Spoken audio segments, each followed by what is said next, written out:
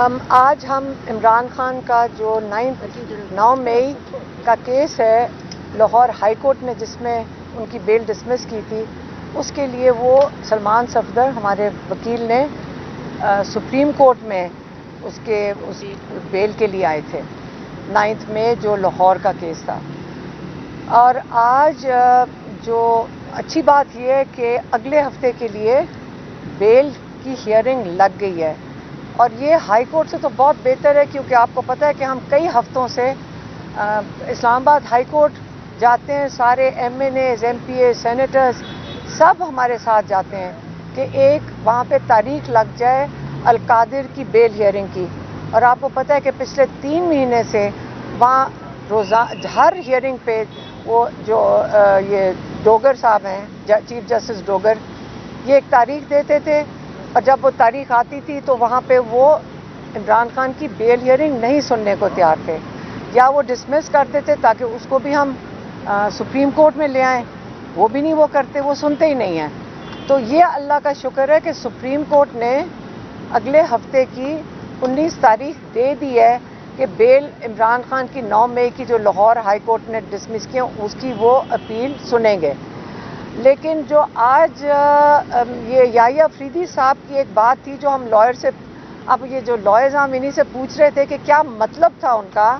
उन्होंने कहा प्रोसिक्यूशन को और हमारे लॉयर सलमान सफदर को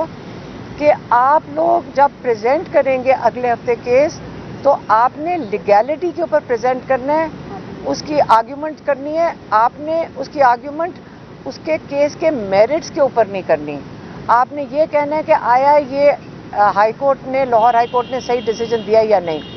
लेकिन उसके मेरिट के ऊपर नहीं। तो मैंने उनसे पूछा कि ये क्या मेरिट की बात कर रहे हैं। तो जो मुझे समझ आई है यहाँ अब फीडबैक से, मेरिट का मतलब यह है कि जो मेज़ के नीचे और जो सोफे के पीछे और जो रेस्टोरेंट में वो पुलिस वाला कहते हैं छुपे हुए थे, जज साहब ने कहा है कि उनकी बात नहीं करनी। मेरा ज़ाती ख्याल है, ये लॉयर्स की तरफ से नहीं है, कि क्या पता सुप्रीम कोर्ट नहीं चाहते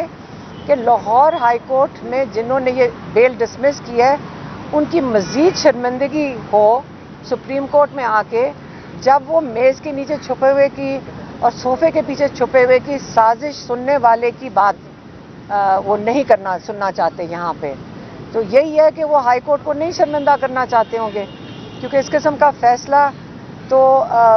लॉयर्स भी शॉक्ड हैं। सारे लॉयर्स कहते हैं हमने इस किस्म का फैसला ही कभी नहीं सुना। ये तो ऐसा वक्त था कि वो जिन्होंने ये FIR तैयार की थी, इस वक्त झूठी गवाहियों पे इस वक्त हाई कोर्ट को उल्टा उनको जेलों में डालना चाहिए था, क्योंकि पाकिस्तान में उसकी सज़ा 12 साल की है और झूठी गवाहियों के ऊपर आप लोगों को 10-10 साल की सज़ाएं और कंस्पिरेसी के ऊपर आप लोगों को इतनी बड़ी बड़ी सज़ाएं दे दें। तो ये तो मेरिट, ये अगर मेरिट इन पुलिस वालों का था